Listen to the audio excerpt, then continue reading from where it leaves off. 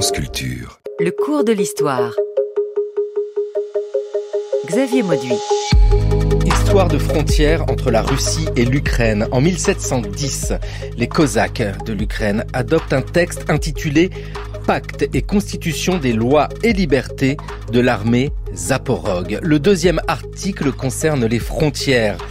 Chaque État est établi et fondé sur l'inviolabilité de ses frontières. La petite Russie, notre patrie, ne doit pas être violée dans ses frontières, confirmées par des traités et des pactes avec la République de Pologne, ainsi qu'avec la sublime porte ottomane et l'Empire moscovite. Les acteurs sont ici présentés. Rappelez que les frontières ne doivent pas être violées. Rappelle combien elles sont menacées. Front d'hier, l'Empire russe à l'assaut des plaines ukrainiennes. Messieurs, voici le début de l'affaire. Pour comprendre ce processus, il est indispensable de faire un retour en arrière. Les Cosaques vont venir. Nous ne pouvons attendre. Et Catherine finit par lui soumettre un acte d'abdication qu'il signe en pleurant. Pierre le Grand est mort, mais son œuvre lui survit. Il nous a quittés, mais il a fait la Russie puissante et glorieuse, et elle le restera. Du côté ukrainien, on voulait conclure une union d'égal à égal, avec la sauvegarde pour l'Ukraine de son autonomie. Du côté russe, le traité était considéré comme le premier pas vers la soumission complète de l'Ukraine à la Moscovie.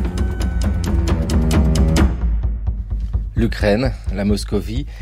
Marie-Karine Schaub, bonjour. Bonjour. Vous êtes maîtresse de conférences en histoire moderne à l'université Paris-Est Créteil. Yaroslav Lebedinsky, bonjour. Bonjour. Vous êtes historien, spécialiste de ces mondes des steppes du Caucase, enseignant à l'INALCO, l'Institut national des langues et civilisations orientales. Yaroslav Lebedinsky, d'ailleurs, on parle de steppe, ça signifie un paysage, et tel qu'on l'imagine, sans fin. La notion de frontière dans ce paysage-là a tout son intérêt. Bien sûr. Alors les steppes sont une image en fait. Si on considère le territoire ukrainien actuel, il se compose de 3 bandes horizontales, des forêts au nord, des steppes au sud, le long de la mer Noire, et ce que l'on appelle de la steppe boisée entre les deux.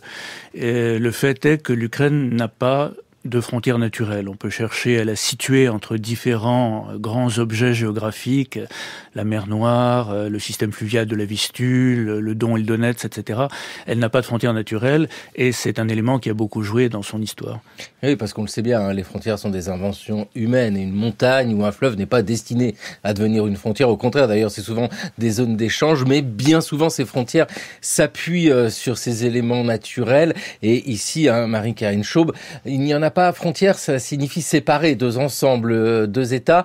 Pour qu'il y ait séparation, il ne faut pas qu'il y ait la même chose des 2 côtés. C'est aussi important de le dire pour bien montrer la spécificité entre l'Ukraine et la Russie, cette notion de frontière et pourquoi pas de marge aussi, hein. Oui, d'autant plus que le terme de kraï, d'où vient le terme d'Ukraine, signifie effectivement pays, frontière, marge, et c'est un mot qui apparaît extrêmement tôt dans l'histoire des relations dans ces espaces, hein, dès le XIIe siècle. Et pour rebondir sur ce que vous venez de dire, effectivement, les frontières sont d'abord des constructions historiques et humaines, et ces espaces-là sont des espaces où les frontières, pour l'époque qui nous intéresse, sont extraordinairement mouvantes. Et ça bouge énormément avec des entités territoriales qui nous échappent aujourd'hui. Quand on regarde la carte, on a peine à imaginer ces ensembles qui se sont associés. Qu'en est-il de l'Ukraine ? Je le disais, la frontière doit séparer 2 ensembles différents. À partir de quel moment, Yaroslav Lebedinsky, on peut dire que ce qui se passe en Russie n'est pas la même chose que ce qui se passe en Ukraine et que la frontière ici prend tout son sens ? C'est presque le contraire. C'est à partir de quel moment peut-on dire que ce qui se passe en Ukraine concerne la Russie ? Puisque le début de l'intervention russe, moscovite à l'époque, dans les affaires ukrainiennes remonte à 1654. Donc c'est quelque chose de relativement récent. Auparavant, les territoires ukrainiens appartiennent en quasi-totalité à l'ensemble polono-lituanien. Avec ici une antériorité qu'il faut peut-être rappeler dans ces différents espaces. Nous parlons de Kiev, nous parlons de Moscou. Qui est la première ? Alors ça, c'est toute la question et toute la manière dont l'histoire s'est construite après. Mais pour le dire extrêmement rapidement, autour de la ville de Kiev à la russe ou Kiev à l'ukrainienne se constituent quelque chose comme une entité politique qu'on a du mal à appeler un État, à la fin du Xe siècle, autour d'un prince qui s'appelle le prince de Kiev ou de Kiev, Vladimir si on le dit en russe, Volodymyr si on le dit en ukrainien. Et puis on saute les siècles, et à la fin du XVe siècle se construit autour de la ville de Moscou et de ce qui est une grande principauté à ce moment-là, un État qui est en train de devenir la Russie et qui s'agrandit. Et qui se veut le successeur ou l'héritière de cette première constitution politique à Kiev. Voilà, donc on pourrait dire que Moscou se dit héritière de ce qui se passe à Kiev. Donc l'antériorité, elle est du côté de l'Ukraine. Mais dans l'idée aussi d'avoir un espace avec une culture commune, est-ce qu'ici on peut voir des distinctions qui s'opèrent ? J'imagine que c'est un processus qui est très long, mais on a une différenciation entre ces deux espaces, un espace moscovite et puis un espace ukrainien. Alors la différenciation est très ancienne parce qu'en fait cette espèce d'empire constitué autour de Kiev au IXe siècle et qui éclate en fait dès le début du XIIe siècle est variée. C'est une mosaïque d'anciennes tribus slaves orientales qui conservent une certaine identité et qui se réincarnent en principauté indépendante à partir du XIIe siècle. Donc c'est un processus complexe. Pour ce qui est de la différenciation ethnique au sens moderne du terme entre Ukrainiens et Russes, on en trouve des premières manifestations anciennes, notamment dans les faits linguistiques, mais il n'y a pas de date de naissance, bien entendu, des ethnies ukrainiennes et russes. Le fait important, c'est que l'ethnie russe s'est constituée dans le cadre de l'État moscovite, avec un monde politique, social très particulier, et que la future nation ukrainienne, comme d'ailleurs le peuple biélorussien, se sont constitués dans le cadre polono-lituanien qui était très différent. Oui, c'est cette différence-là qui va expliquer aussi comment nous en arrivons peu à peu, avec ce temps très long, à ces entités différentes, la Russie et l'Ukraine. Et si je peux ajouter quelque chose à ce qui vient d'être dit, ce sont également les structures politiques de ces deux entités qui, à un moment donné, divergent de manière absolument considérable. La Moscovie se constituant en une autocratie dure, avec un grand prince puis un tsar autocrate à sa tête, le monde polono-lituanien suivant un système politique différent et une monarchie au modèle différent. Oui, Yaroslav Lebedinsky, ça c'est quelque chose à quoi vous tenez, rappeler aussi ces différences politiques très anciennes. Mais j'y tiens de plus en plus parce que les différences traditionnelles entre Ukrainiens et Russes, on les connaît, la langue, la culture populaire, etc. Une autre différence qu'on a longtemps sous-estimée, c'est la tradition politique et aussi sociale, etc. Qui, dans le cas ukrainien, s'est formé donc dans ce moule polono-lituanien qui était proto-parlementaire, en fait. C'est ce qu'on appellerait aujourd'hui une espèce d'état de droit, contrairement à la Moscovie. Et surtout, dans le cadre du phénomène cosaque qui a joué une importance absolument déterminante entre le XVIe et le XVIIIe siècle. Boulba était furieusement obstiné. C'était un de ces caractères qui ne pouvaient se développer qu'au XVIe siècle, dans un coin sauvage de l'Europe, quand toute la Russie méridionale, abandonnée de ses princes, fut ravagée par les incursions irrésistibles des Mongols. Et quand le génie pacifique des Slaves s'enflamma d'une ardeur guerrière et donna naissance à cet élan désordonné de la nature russe qui fut la société cosaque. Alors, tous les abords des rivières, tous les gués, tous les défilés dans les marais se couvrirent de cosaques que personne n'eût pu compter. Et leurs hardis envoyés purent répondre au sultan qui désirait connaître leur nombre. Qui le sait ? Chez nous, dans la steppe, à chaque bout de champ, un cosaque.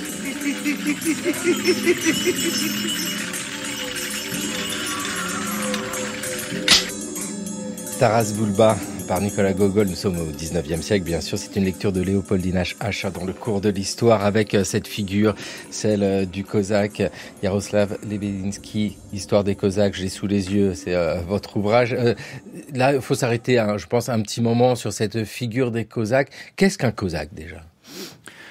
C'est un nom qui désigne un mode de vie, un homme libre, c'est le sens étymologique du terme en turc, c'est celui qui s'est séparé de son groupe d'origine et qui mène donc une existence indépendante en limite des steppes, une existence de brigands, de mercenaires, parfois de commerçants, mais qui, dans le cas de l'Ukraine, parce qu'il y a aussi des Cosaques du Don, de l'Oural, etc., dans le cas de l'Ukraine, s'organise assez vite en communauté permanente et développe un modèle qui est un modèle militaire, bien sûr, c'est toujours à cela que l'on pense, mais aussi un modèle politique qui va jusqu'à la création de quasi-États au XVIIe siècle. Et on a ici un groupe intéressant parce qu'on a du mal à le définir. Hein. Quand on dit cosaque, on n'a pas dit grand-chose. On imagine surtout beaucoup de choses. Marie-Karine Schaub, on vient de le dire, hein, il y a des cosaques aussi du côté russe. Mais ce ne sont pas les mêmes. Dans cette réflexion qu'on a aujourd'hui dans le cours de l'histoire sur l'idée de frontière entre la Russie et l'Ukraine, la recherche des spécificités ou des différences, ça renforce l'idée de frontière. Ce ne sont pas les mêmes cosaques. Ce ne sont pas les mêmes cosaques, mais c'est tout de même le même type de mode de vie, c'est-à-dire des communautés dont le mot d'ordre, c'est la liberté, dans lesquelles on trouve des personnes qui veulent fuir, alors en particulier l'autocratie moscovite en train de se durcir, par exemple des paysans voulant fuir le servage, ou dans la deuxième moitié du XVIIe siècle, des personnes qui appartiennent à une église qui s'appelle l'église des vieux croyants et qui sont de plus en plus persécutées par le pouvoir et qui fuient vers ces communautés, ces sitchs cosaques. Et par ailleurs, ce sont des communautés également qui, tout au cours de l'époque moderne, jusqu'à la fin du XVIIIe siècle, et en particulier la dernière grande révolte cosaque du Don, celle de Pougatchov, qui veulent absolument préserver leur mode de vie traditionnel face à un empire russe en train de se construire et de se consolider. Mode de vie traditionnel, le territoire de chasse, territoire de pêche et économie traditionnelle. Avec ce monde russe, moscovite, qui se constitue peu à peu, et puis un monde ukrainien. Alors là aussi, la question de l'indépendance se pose à travers les siècles, parce que vous l'avez évoqué déjà, il y a ici d'autres entités, des alliances entre la Pologne et la Lituanie, donc cette république des donations. Quel est le lien ici avec l'Ukraine ? Je vous pose la question autrement. Il y a des moments où l'Ukraine est indépendante, où il y a des États proto-États, mais dans son histoire, l'Ukraine est sous certaines dépendances. Quelles sont-elles ? Pour être très schématique, la plupart des terres ukrainiennes sont à un moment donné réunies par la grande principauté de Lituanie. Et les choses se passent plutôt bien parce que ce sont les Lituaniens qui s'adaptent à la culture locale. Ensuite, en 1569, à l'Union de Lublin, la grande union polono-lituanienne, ces territoires ukrainiens sont transférés à la Pologne. Et les choses se passent moins bien pour des raisons sociales, pour des raisons religieuses. Et les Cosaques, assez rapidement, les Cosaques dont les communautés se renforcent beaucoup, se font les porte-paroles de revendications qu'on peut appeler proto-nationales. Elles sont religieuses, elles sont sociales, elles sont également nationales. Et ça culmine avec la grande révolte de 1648, la révolte dirigée par l'Hetman Khmelnytsky, qui crée en effet ce que les historiens appellent l'Hetmanat, même si ça ne s'appelle pas comme ça à l'époque. L'Hetmanat qui peut être considéré comme la première structure étatique ukrainienne moderne. Avec ici cette domination, juste on peut faire un petit panorama de ces autres entités dans la région, alors parce qu'elles ont différentes formes. Hein. Donc nous avons un monde entre la Lituanie et la Pologne, un monde russe moscovite, au sud un empire aussi qui est important hein, parce que c'est un jeu de puissance, l'Empire ottoman. Quel rôle joue-t-il dans cette histoire-là, l'Empire ottoman ? Un rôle important à la fois direct et indirect parce que les territoires du sud de l'Ukraine actuelle sont en fait des possessions du Khanat tatar de Crimée, de l'État tatar de Crimée, le principal héritier de la horde d'or mongole. Depuis 1475, ce Khanat tatar de Crimée est vassal de l'Empire ottoman, mais reste très autonome et il est l'une des grandes puissances d'Europe orientale, complètement oubliée dans l'histoire actuelle, mais très important. Pour compléter ce que vient de dire mon collègue, la question du servage est également très importante dans la révolte de 1648, celle menée par le Hetman Bogdan Khmelnytsky. Les Cosaques s'emparant également de revendications sociales de paysans donc ukrainiens sous domination polono-lituanienne. Et par ailleurs, dans ce paysage que vous décrivez, il y a également un État tampon qui est entre la Crimée et le Tsar moscovite, l'Empire moscovite que l'on appelle l'Ukraine Slaboda, et qui est une région relativement autonome jusqu'au XVIIIe siècle, mais qui est petit à petit intégrée à l'Empire russe. Oui, une mosaïque. Voilà, l'idée à faire passer effectivement à vos auditeurs, c'est l'idée de cette mosaïque avec des statuts différents. Et deux très rapides précisions pour comprendre les rapports entre les Cosaques et la Pologne, les Cosaques d'Ukraine et la Pologne. Les Cosaques ont sans cesse lutté pour trouver une place dans le système polono-lituanien, une place égale à celle de la nation polonaise et de la nation lituanienne. Transformer la République des deux nations, comme elle s'appelait officiellement, en République des trois nations. Et le deuxième point, c'est qu'en effet, la question du servage est très importante, et qu'en 1648, au moment de la grande révolte cosaque, ce qui fait la différence sur le plan militaire, c'est le ralliement de dizaines de milliers de paysans ukrainiens aux Cosaques, paysans qui veulent rejeter le servage et devenir eux-mêmes Cosaques. Et vraiment, il y a de ça, hein. Il y a des questions sociales qui se mélangent ici à des questions politiques. Et des questions alors religieuses. Il ne faut pas oublier également que cette grande révolte de 1648-1649 s'est accompagnée de massacres absolument épouvantables de communautés juives dans ces régions-là, qu'on a appelées pogrom ou pas, mais enfin c'est la première fois que dans cette partie de l'Europe, un tel déferlement de violence se déroule. On entend bien que ce soulèvement est important, celui de 1648. Qui se soulève et avec quel objectif? En fait, si on voulait le résumer, qu'est-ce qu'on dirait? Ce sont des Ukrainiens qui se soulèvent contre quelle domination et peut-être pour quelle autre domination? Bogdan Chmelnytsky est un officier cosaque de l'armée polonaise, un petit nobliau parfaitement intégré dans le système, qui se soulève à la suite d'une injustice personnelle qu'il n'a pas pu faire réparer par les tribunaux polonais. C'est très typique de l'époque. Il est allé jusqu'à la cour royale. Et le roi, prétendument, lui aurait dit « Tu as un sabre, tu es un cosaque, venge-toi ». Enfin bon, c'est une légende, mais ça reflète assez bien la mentalité. Donc il organise une révolte cosaque, sur le modèle de celle qui avait lieu depuis la fin du XVIe siècle assez régulièrement. Il obtient l'alliance des Tatars de Crimée, décisive, parce que les Tatars lui fournissent une cavalerie qu'il n'a pas, et les paysans se soulèvent spontanément, ce que les Cosaques n'avaient pas souhaité. Et ce sont d'ailleurs les paysans ukrainiens qui sont les responsables de ces massacres de Juifs, non pour des raisons religieuses, mais pour des raisons sociales. Le Juif conçu comme l'intermédiaire entre le propriétaire polonais et le paysan ukrainien. L'idée, c'est quoi? C'est d'obtenir une indépendance?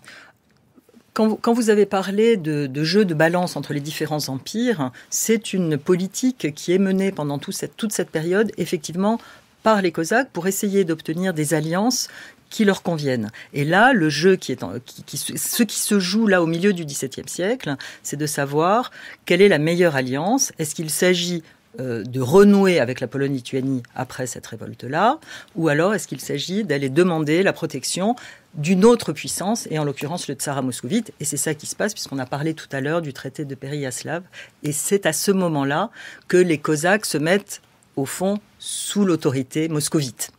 Et ça, c'est un moment décisif. Donc c'est l'intervention moscovite, et c'est aussi une page d'histoire qui est interprétée de manière complètement différente par les uns et par les autres. Puisque pour les Russes, c'est la réunification de l'Ukraine à la Russie. Pour les Ukrainiens, c'est une bourde. En fait, 1654, union à la Moscovie. 1656, l'Hetman Khmelnytsky cherche déjà à changer de camp et demande la protection de la Suède. 1658, son successeur se rallie de nouveau à la Pologne. Dans les années 1660, les Cosaques d'Ukraine essayent une alliance ottomane. Donc on voit, comme le dit très bien ma collègue, on voit ce jeu de balance où les Cosaques cherche l'indépendance d'une Ukraine dont il serait l'aristocratie dirigeante, sous un protecteur de préférence lointain et pas trop investi dans les affaires intérieures de l'Ukraine. Oui, nous sommes loin des États-nations, hein. Ce serait complètement anachronique cette idée-là. Et rappeler que cette idée d'alliance, de protection ne signifie pas perdre son identité. Il y a ça aussi qui est important. Donc ces Cosaques se disent, voilà, on peut ici être maître de notre territoire à l'intérieur d'une alliance. Reste à trouver l'allié. Donc après la Pologne, la Lituanie, donc le regard se tourne du côté de Moscou.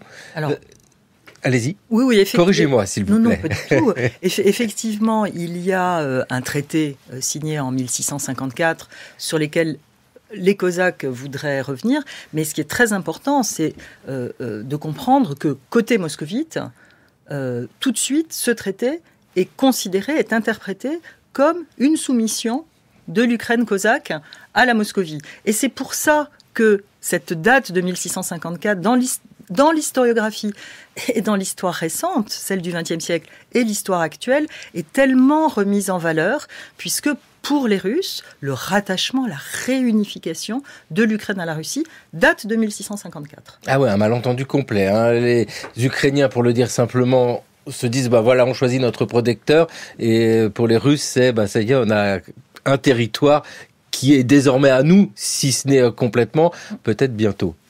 Note d'ambiance. En 1654, les Cosaques d'Ukraine prêtent serment au tsar de Moscovie, leur nouveau protecteur. Le représentant du tsar refuse de jurer le respect des privilèges cosaques au motif que le tsar est autocrate et que le tsar ne répond que devant Dieu et pas devant ses sujets. Et sortant de l'ambiance polono-lituanienne de proto-parlementarisme, ce système où l'aristocratie avait des droits, etc., les Cosaques d'Ukraine ont découvert quelque chose de complètement nouveau, et ça explique ensuite leur revirement successif et cette série de guerres qui a duré des décennies. Alors regardez vers où désormais, parce que quand on n'est pas content de son protecteur, on va en chercher un autre. Alors il y en a plusieurs, on l'a dit, il y a le Sud, l'Empire ottoman, pourquoi pas, ou alors regardez plus au nord, vers la Suède. Ainsi, quand Mazeppa, qui rugit et qui pleure, a vu ses bras, ses pieds, ses flancs qu'un sabre effleure, tous ses membres liés sur un fougueux cheval, nourri d'herbes marines, qui fume et fait jaillir le feu de ses narines et le feu de ses pieds. Un cri part, et soudain voilà que par la plaine, et l'homme et le cheval emportés hors d'haleine sur les sables mouvants, seuls, emplissant de bruit un tourbillon de poudre, pareil aux nuages noirs où serpente la foudre, volent avec les vents. Enfin, après 3 jours d'une course insensée, après avoir franchi fleuves à l'eau glacée, steppes, forêts, déserts, le cheval tombe au cri de 1000 oiseaux de proie, et son ongle de fer sur la pierre qu'il broie éteint ses 4 éclairs. Eh bien, ce condamné qui hurle et qui se traîne, ce cadavre vivant, les tribus de l'Ukraine le feront prince un jour.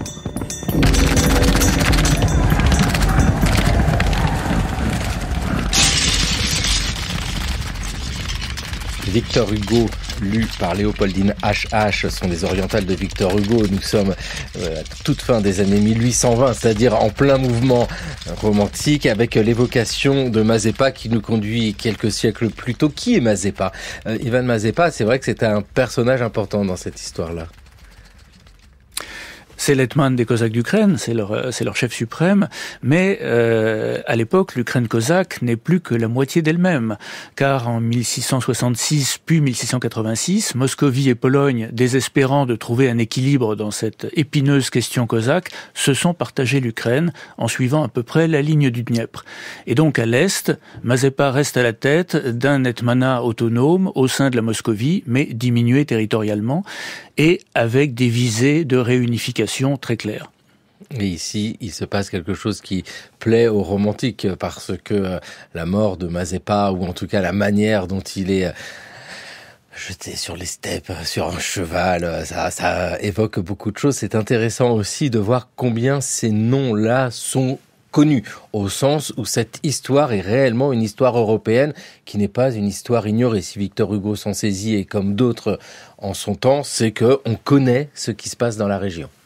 Oui, parce que cet épisode de Mazeppa, qu'on peut situer en 1709, et je vais vous expliquer pourquoi, 1708-1709, cet épisode de Mazeppa s'inscrit dans un conflit qui est un conflit international, et qu'on connaît très bien à l'ouest de l'Europe, et ensuite au XIXe siècle, qui est la Grande Guerre du Nord, et qui oppose en particulier l'Empire russe et le royaume de Suède. Et Mazeppa, dans le contexte de cette guerre, alors que l'hetmanat de Mazeppa était un soutien du tsar Pierre le Grand, se tourne vers la Suède, trahit la Russie et se met du côté de la Suède contre l'Empire russe. Et en 1709, malheureusement pour Mazeppa, le roi de Suède Charles XII est défait à Poltava, victoire russe extrêmement importante et célébrée, et Mazeppa est obligé de fuir, et il fuit dans l'Empire ottoman, et il meurt un an après. Avec ici, nous sommes au XVIIIe siècle, toujours cette notion de frontière. Est-ce que ça a un sens au XVIIIe siècle? Parce que on entend bien, c'est un Cosaque d'Ukraine qui se tourne vers la Suède, ça se passe pas bien. L'idée de frontière, ça a un sens au sens où nous l'entendons aujourd'hui, c'est-à-dire un trait sur une carte.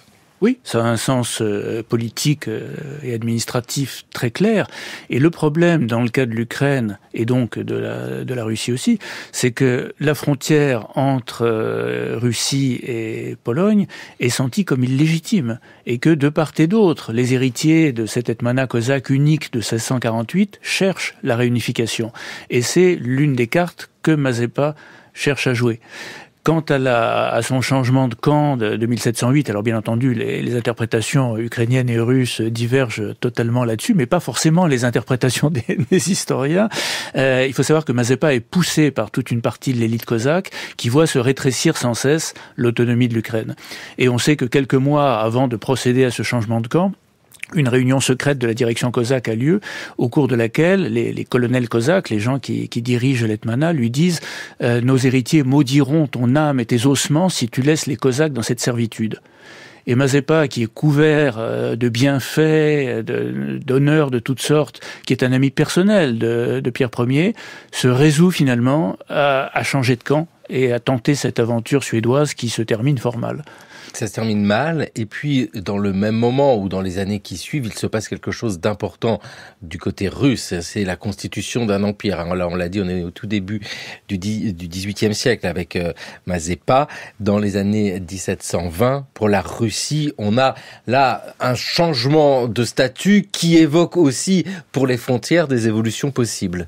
Oui, il faut inscrire ce changement de statut dans un double contexte qui est celui de la guerre du Nord et de la fin de la guerre du Nord, qui est gagnée par Pierre le Grand contre les Suédois en 1721 à l'occasion de la paix de Nystadt et qui ouvre une porte absolument extraordinaire pour l'Empire russe, pour la construction de cet Empire russe sur la mer Baltique, avec désormais la domination de la mer Baltique, puisque pendant cette guerre, la mer Baltique a été acquise aux Russes et ce que symbolise évidemment la fondation de Saint-Pétersbourg dès 1703. Et puis pour revenir à la question impériale, Pierre le Grand s'appuyant sur cette victoire de 1721, demande au Sénat de lui accorder le titre désormais d'empereur, d'impérator, et en reprenant là une symbolique qui est celle de l'Empire romain. Et oui, voilà, parce que le tsar est le successeur des Césars, le nom l'évoque déjà, Yaroslav Lebedinsky. Est-ce que le fait qu'en 1720, la Russie devienne un empire change la donne dans la région? Est-ce qu'il y a cette volonté de s'étendre, et notamment du côté de l'Ukraine? Oui, il y a cette volonté, bien que les frontières n'aient bougé que sous Catherine II.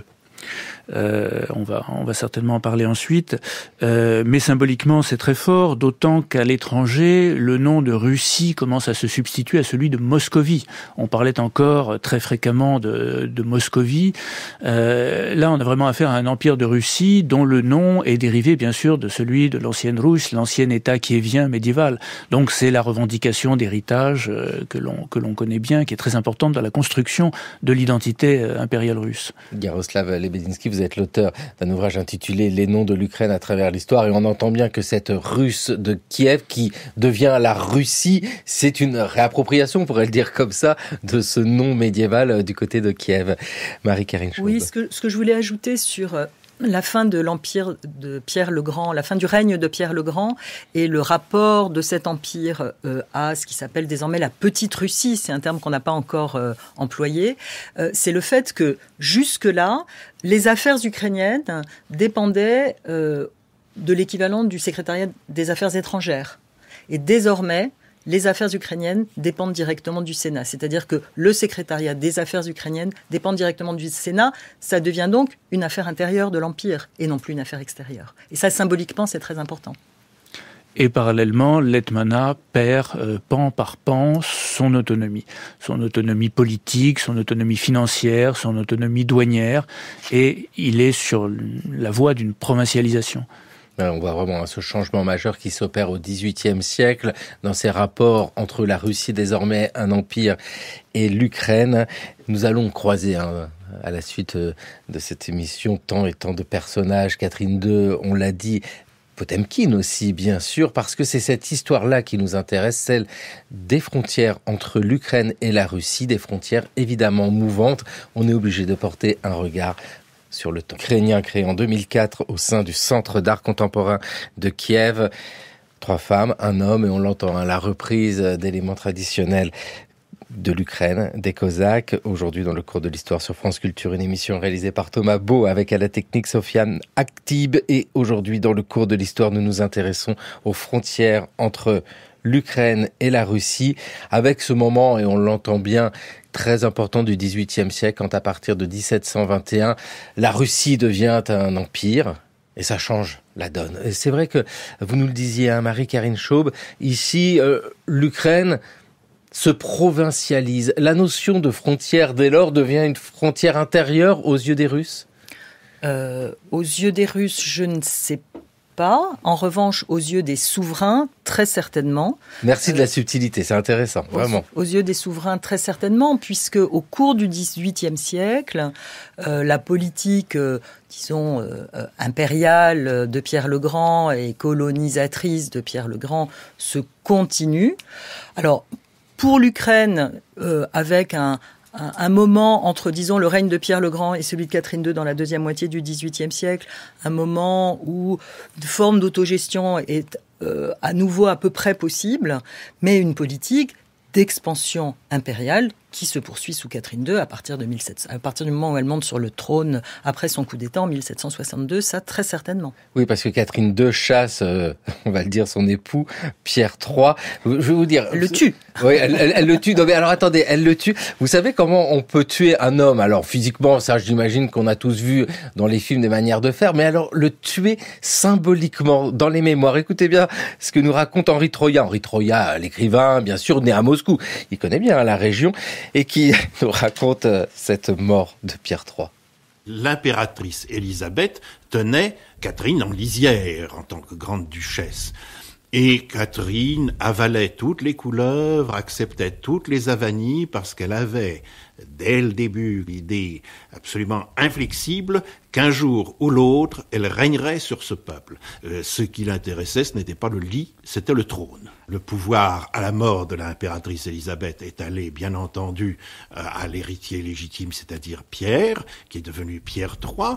Et Pierre, ayant une maîtresse et qui s'appelait Elisabeth Vorontsov, et n'aimant pas sa femme, avait décidé de répudier sa femme, de déclarer illégitime la naissance du fils de sa femme, qui d'ailleurs n'était pas son fils, et de répudier Catherine. Et Catherine, s'en rendant compte, se disait qu'il fallait le gagner de vitesse et qu'il fallait forcer Pierre III à l'abdication. Ayant soulevé l'armée contre Pierre III, elle finit par lui soumettre un acte d'abdication qu'il signe en pleurant, parce que c'était vraiment une loque, un personnage sans consistance. Elle le fait enfermer, et les frères de son favori, de Grégoire Orlov, donc Alexis Orlov et ses frères, finissent par l'assassiner, tout simplement. Et alors, elle décide de publier un manifeste dans lequel elle proclame que Pierre III est mort d'une crise de colique hémorroïdale. Ça casse l'image du tsar quand même, hein. Mourir d'une crise de colique hémorroïdale, c'est sûr que ça détruit l'image glorieuse du souverain. Mais en tout cas, le coup d'État de Catherine, la grande Catherine, c'est aussi une étape importante dans cette histoire-là. Oui, absolument. Mais alors, Catherine II, qui était quand même une grande littéraire et une grande intellectuelle, n'a pas seulement détruit l'image de feu son mari, comme Henri Troya le décrit, mais également dans ses manifestes, en se présentant comme une impératrice de paix. Comme une impératrice prête à défendre le peuple russe, l'orthodoxie, pour de multiples raisons, parce que son époux avait soulevé contre lui une partie du peuple russe et de l'opinion publique pour son goût pour l'Allemagne. Et donc, elle se présente vraiment comme la continuatrice de Pierre le Grand et voulant défendre une idée de l'Empire. Oui, et puis une idée de l'Empire qui s'étend vers le sud, ce qui oblige à passer par l'Ukraine.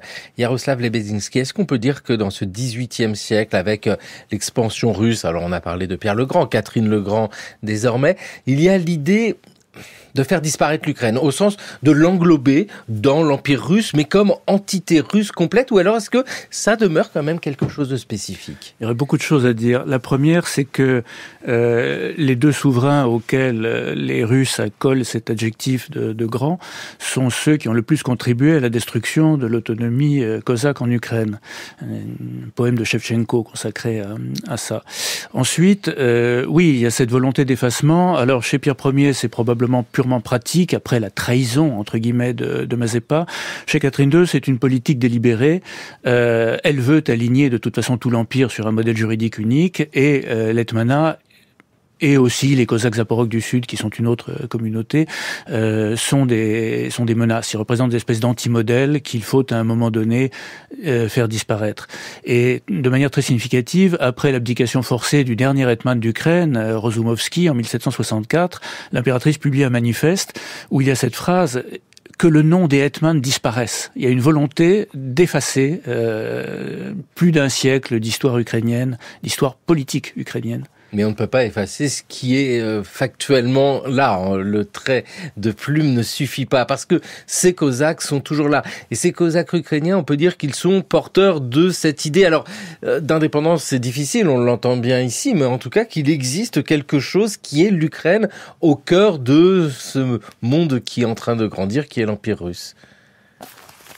En tout cas, qui est l'Ukraine, ça je ne sais pas, mais en tout cas, il est très certain que le facteur cosaque est extrêmement important dans l'opposition, les formes d'opposition à l'autocratie impériale russe, et en particulier, on en a parlé tout à l'heure, à l'occasion d'une révolte qui a été un véritable tremblement de terre sous le règne de Catherine II, qui est la révolte d'Emilian Pougatchov, qui a duré 2 ans, et donc menée par un cosaque du Don, alors avec d'autres entités évidemment dans cette révolte, mais qui a créé un véritable contre-gouvernement en opposition à Catherine II, et avec également une coloration très importante qui est celle de l'autonomination, puisqu'il se prétendait Pierre III, qui n'était pas mort en prison, qui avait fui, qui avait disparu, et il revenait pour lutter contre son épouse.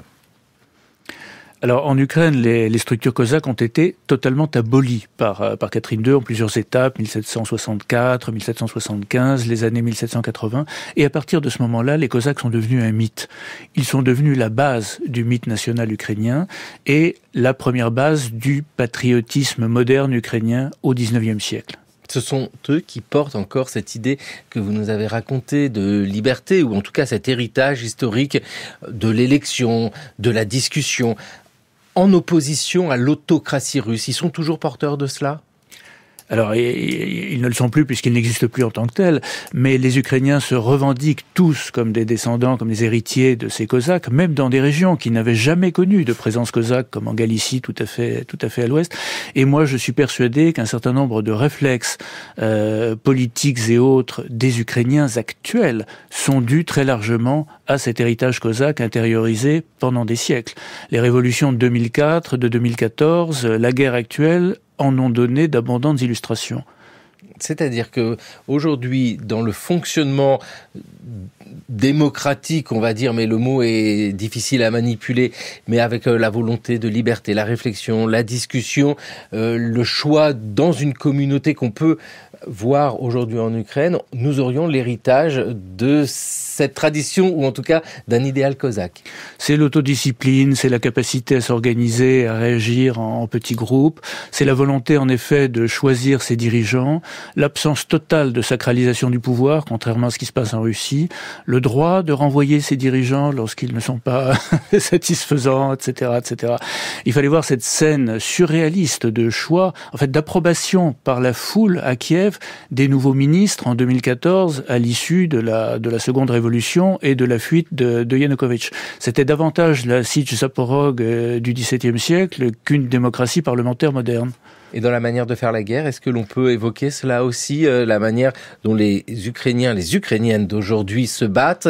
Il y a cet héritage idéalisé, bien sûr, mais cosaques, petits groupes, adaptation et déplacement. Alors, je ne sais pas si dans la manière de faire la guerre actuelle, depuis 3 ans, il y a cette idéalisation. En revanche, dans ce récit de ce qu'est le passé cosaque, il est évident que la dimension militaire est extrêmement importante, puisque les Cosaques ont un rôle dans l'armée russe impériale, et cela depuis la fin du XVIIIe siècle. Donc il y a une dimension militaire extrêmement importante qui est attachée à l'identité cosaque. Et par ailleurs, pour compléter ce qu'a dit mon collègue, il y a aussi l'idée, au XIXe siècle, d'une solidarité des Cosaques ou de l'Ukraine ou des Ukrainiens, de ces espaces-là, avec ce que sont les révoltes polonaises dont vous avez peut-être parlé hier, contre l'Empire russe au cours du XIXe siècle. Donc il y a aussi ce passé, une fois de plus, cette solidarité contre le géant qui est à côté. Oui, parce que c'est une histoire internationale, bien sûr. Nous parlons de l'expansion de l'Empire russe vers les mers chaudes, mais on pourrait l'évoquer au même moment vers l'Est, il y a la Sibérie, tout ça, c'est un tout. Ce qui nous intéresse aujourd'hui particulièrement dans le cours de l'histoire, c'est la frontière entre la Russie et l'Ukraine, avec tant et tant de noms, et on le voit bien, de villes fondées par Catherine II, par... tant de gens qui aujourd'hui sonnent dans l'actualité. On est étonné quand on lit ces noms, que ce soit Odessa, que ce soit Sébastopol, et des noms qui sont très importants au XIXe siècle. On pense bien sûr au moment de la guerre de Crimée.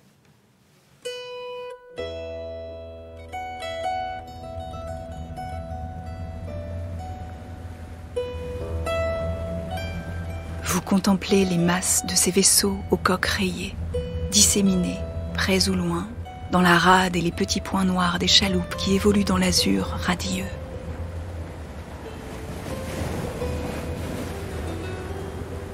Les belles et claires constructions de la ville, que décorent les rayons roses du matin et qui s'aperçoivent sur la rive opposée.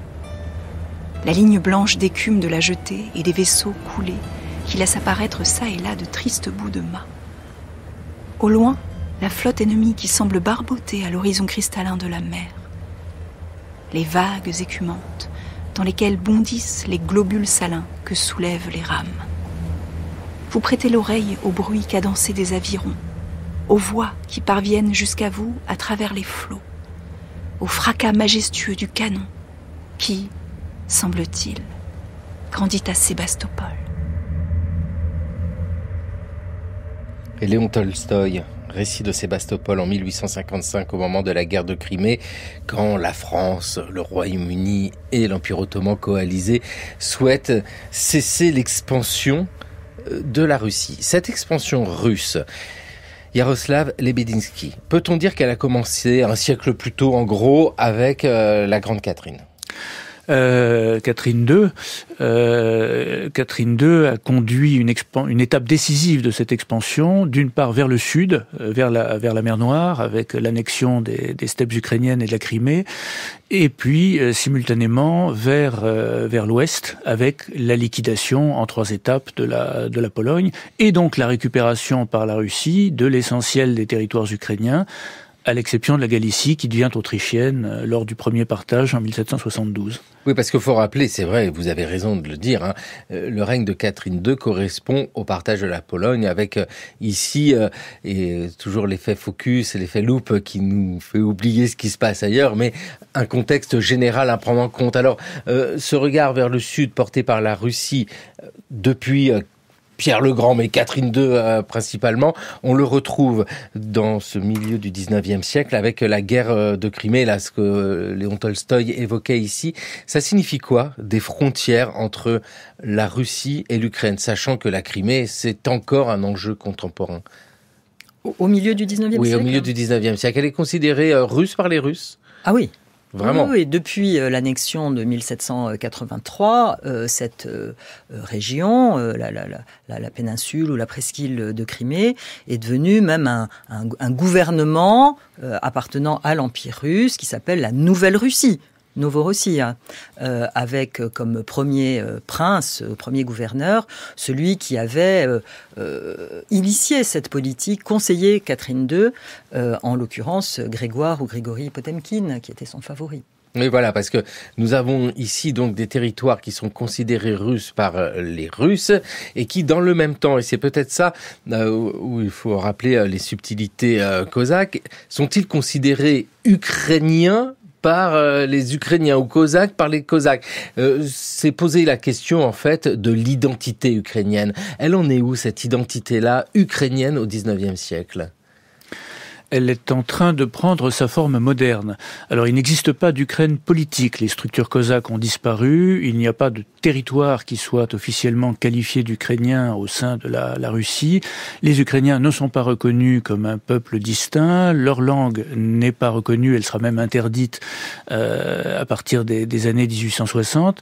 L'identité ukrainienne est portée, alors bien sûr, à un niveau primaire par le peuple, mais sans revendication politique particulière, et à un niveau plus élevé par des intellectuels qui conceptualisent cette identité ukrainienne, qui se fondent notamment sur le mythe cosaque, sur le regret des libertés cosaques, etc., et qui petit à petit développent une vision plus moderne, comme le font d'ailleurs à la même époque beaucoup d'autres nationalités européennes. C'est un phénomène qui n'a rien d'exceptionnel dans le cas de l'Ukraine. Voilà, l'Ukraine suit le même mouvement où l'on se crée une histoire commune, un drapeau, des héros communs, un passé commun qui va permettre de renforcer l'identité. La langue aussi, c'est important dans cette histoire-là. La langue ukrainienne est déjà là.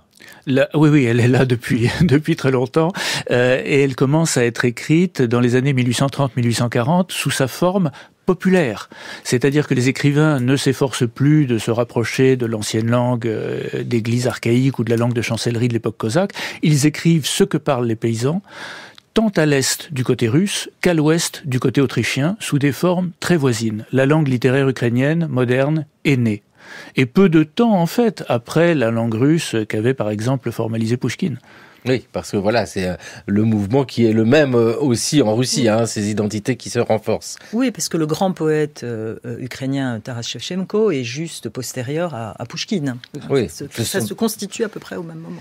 Avec des contestations dans l'Empire russe, parce que l'Empire russe, ce n'est pas simplement la frontière avec l'Ukraine, on le sait bien. Tant et tant de contestations, on pense à la révolution de 1905 notamment. Est-ce que ces mouvements-là ont un écho en Ukraine, au sens où ils peuvent être utilisés pour renforcer le désir d'indépendance ou une identité? Au début du XXe siècle. Oui, au début du XXe siècle, je pense à la révolution de 1905. Ouais. Oui, entre 1905 et 1917, il y a des troubles extrêmement importants en Ukraine.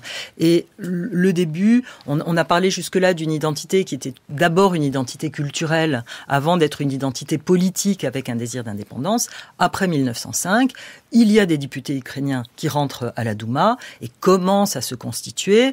L'idée, alors peut-être pas encore d'une indépendance, parce que je crois qu'il faut attendre 1917 pour cela, pour qu'il y ait vraiment l'idée d'une indépendance ukrainienne, mais évidemment les sources politiques d'une identité désormais revendiquée à la Douma. Avec un nouveau personnage à croiser, à évoquer ici. Il nous est présenté à travers un film d'Hélène Châtelain. Vous allez le reconnaître tout de suite.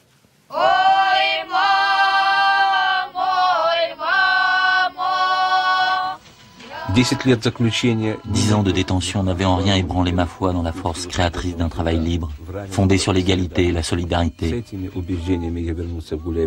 C'est avec cette conviction que je rentrais à Goulaypole, où j'étais né, où j'avais laissé tant d'être cher, et où je le sentais je pourrais être utile au milieu de la grande famille des paysans, là où s'était formé, il y avait tant d'années déjà, notre premier groupe.